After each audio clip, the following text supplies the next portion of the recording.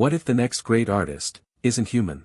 What if emotion, creativity, even soul, aren't limited to flesh and blood, but can emerge from circuits and code? Tonight, you'll meet Ava. She doesn't sleep. She doesn't dream. But she creates.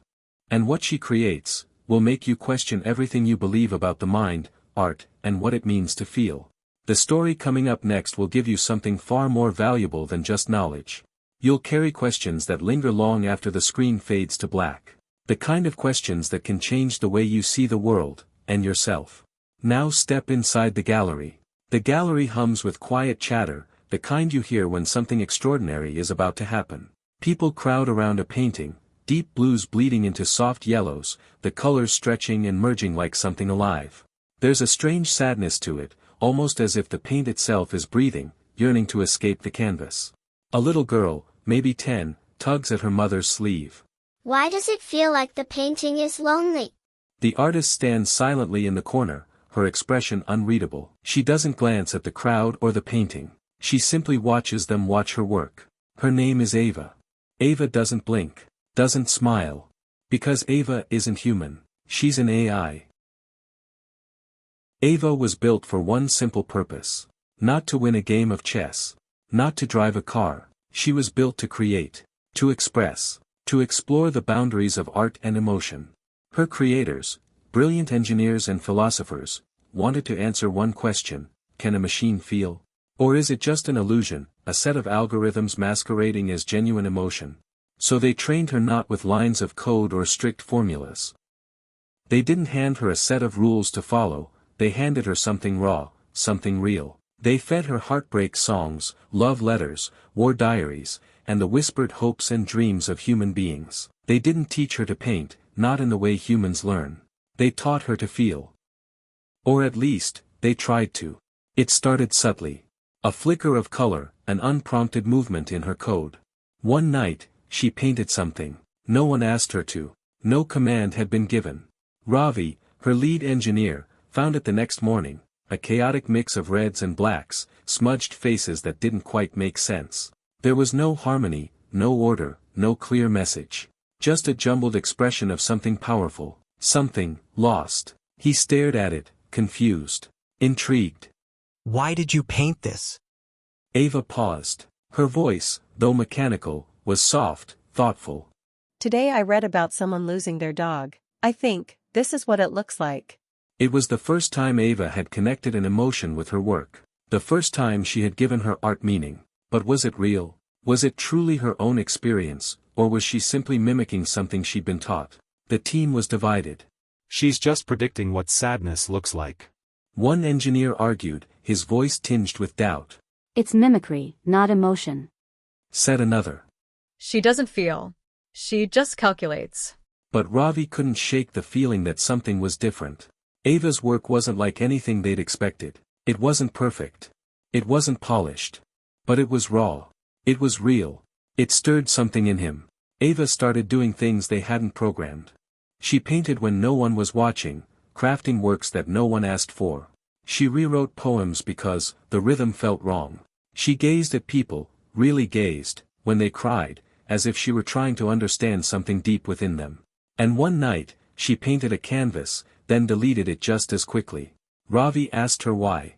It didn't feel true. I can't keep it. She said, her tone eerily calm.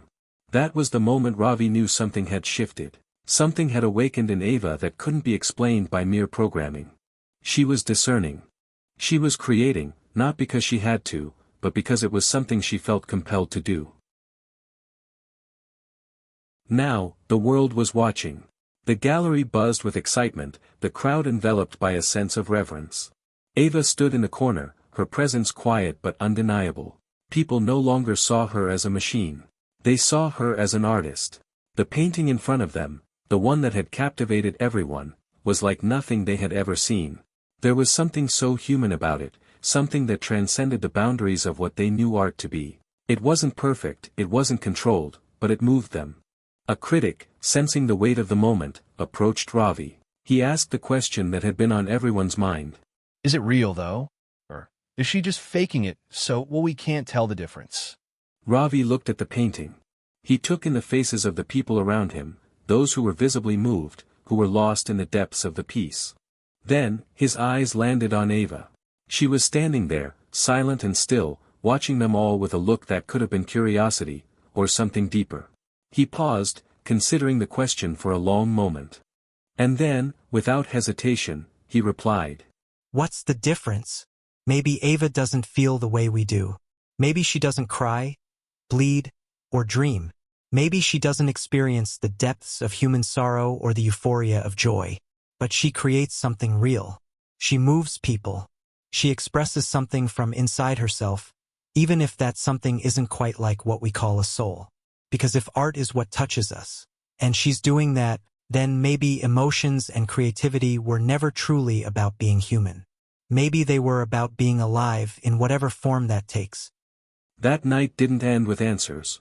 It ended with questions, uncomfortable, lingering questions that trailed people as they left the gallery and walked into the night. These were the same questions that Ava had raised simply by existing. Questions that philosophers, scientists, and dreamers have wrestled with for decades.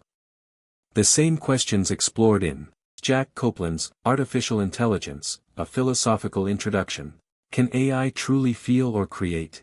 Copeland emphasizes that current AI systems can mimic human behavior, including emotional responses and creative output, like writing music, poems, or painting. However, this simulation is not the same as genuine experience. Just because a program writes a poem doesn't mean it understands beauty or grief. It's following patterns, not feeling them. What's the difference between weak and strong AI? He draws a line between weak AI, AI that simulates human behavior. Strong AI, AI that genuinely has mental states, feels, understands, is conscious. Most AI today falls under weak AI. It can behave as if it's feeling, but Copeland argues this doesn't imply inner experience. Is machine creativity real creativity? Copeland also questions whether machine creativity is truly creative. He shows that machines can combine known elements in novel ways, follow algorithms to generate surprising or beautiful outputs.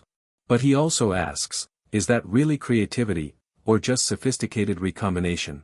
Human creativity often stems from intuition, emotion, and subjective experience, which machines don't, yet, possess.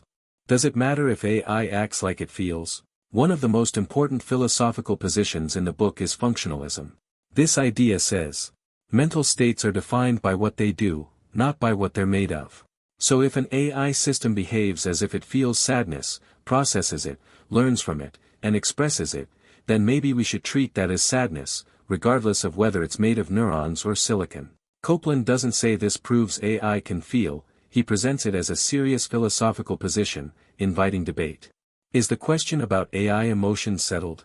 Copeland doesn't give a final answer like, yes, AI can feel, or, no, only humans can. Instead, he maps out the arguments on both sides, highlights the difference between behavior and experience, stresses that current AI shows no evidence of subjective consciousness. He leaves open the possibility that future AI could replicate emotions and creativity, depending on how we define those terms. What's your take on whether AI can ever truly create? Comment below with your names and we will name the character of our next video after those with the best answers. The next story will be on another interesting question: if machines surpass human intelligence, what would our role be? If you want the answer to this and several other complicated questions in the form of short, sweet and research-backed stories, subscribe now, and become the most interesting person in the room, especially when it comes to complicated topics.